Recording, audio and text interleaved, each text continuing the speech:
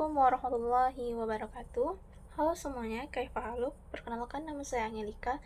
Saya mahasiswi Prodi Pendidikan Bahasa Arab semester 5 di kampus STAI Nurul Falah Air Malek. Kali ini, demi memenuhi mata kuliah untuk tugas saya akan menjelaskan tentang berbagai dalil mengenai perbedaan tentang cara hukum yang ada dalam Islam. Pertama, saya akan menjelaskan tentang dalil perbedaan tentang cara berniat. Nah, dalam konteks ibadah dalam agama Islam, sebenarnya niat memiliki peran yang sangat penting. Perbedaan cara berniat dapat ditemukan dalam berbagai aspek pelaksanaan ibadah, seperti sholat, zakat, puasa, bersedekah, dan lain sebagainya. Nah, niat dalam sholat ini, dalam hadis sahihnya yang diriwayatkan oleh Imam Bukhari dan Muslim, sesungguhnya setiap amalan itu tergantung pada niatnya, dan setiap orang akan mendapatkan apa yang ia niatkan. Itu menurut hadis riwayat Bukhari dan Muslim. Nah, dari hadis ini apa yang dapat kita ambil? Dapat dipahami bahwasannya niat adalah bagian yang menentukan sah atau tidaknya suatu ibadah. Nah, niat dalam sholat harus dilakukan dengan hal, yaitu dengan menyadari dan bertekad untuk melaksanakan sholat, seperti sholat fardu atau sunnah. Kemudian jika dalam niat puasa, biasanya itu seperti barang siapa yang tidak berniat puasa pada malam hari sebelum fajar, maka tidak ada puasa baginya. Itu termasuk dalam hadis riwayat Bukhari dan Muslim juga. Nah, maksudnya apa? Dalam niat puasa ini harus dilakukan di malam hari sebelum fajar. Niatnya adalah untuk menjalankan ibadah puasa karena Allah.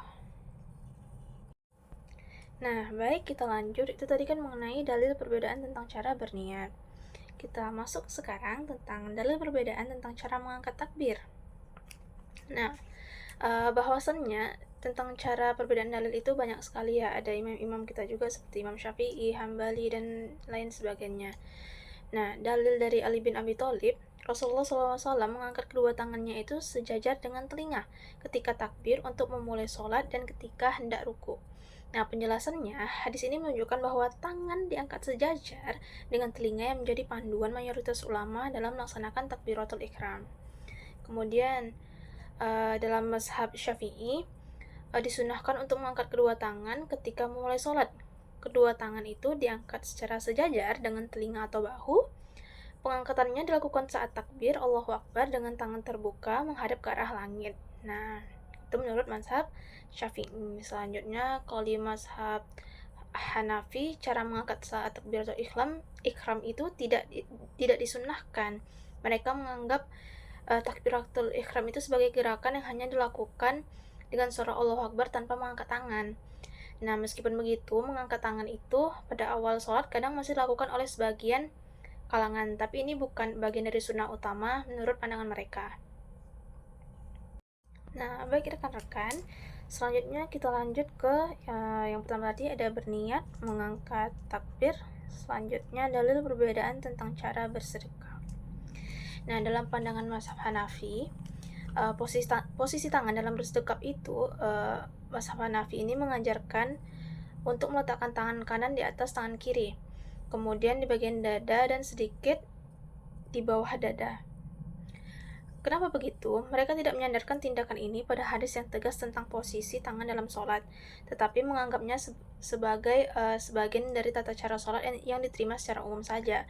Kemudian kalau misalnya menurut Imam Syafi'i, disunahkan untuk bersedekap setelah takbiratul ihram, dengan tangan kanan diletakkan di atas tangan kiri yang ditempatkan di bagian perut atau dada.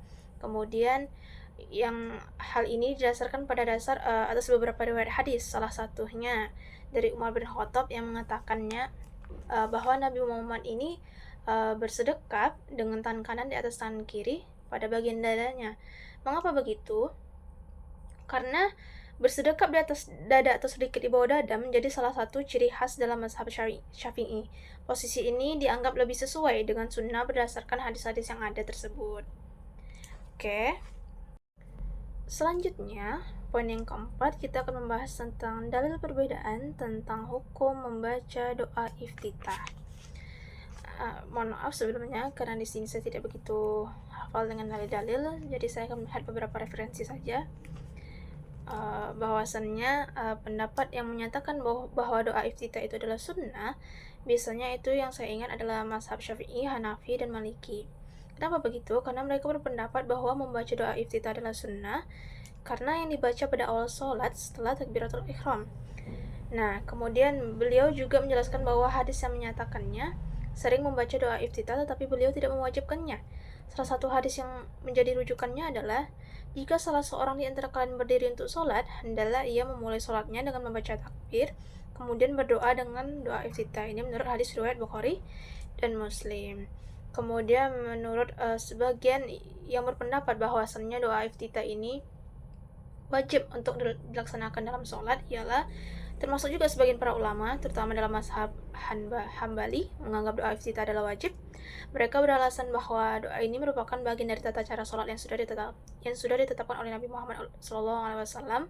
Mereka mengutip hadis-hadis yang pasti dan menunjukkan bahwa Nabi Muhammad sering membaca doa iftitah tersebut, terutama saat sholat berjamaah.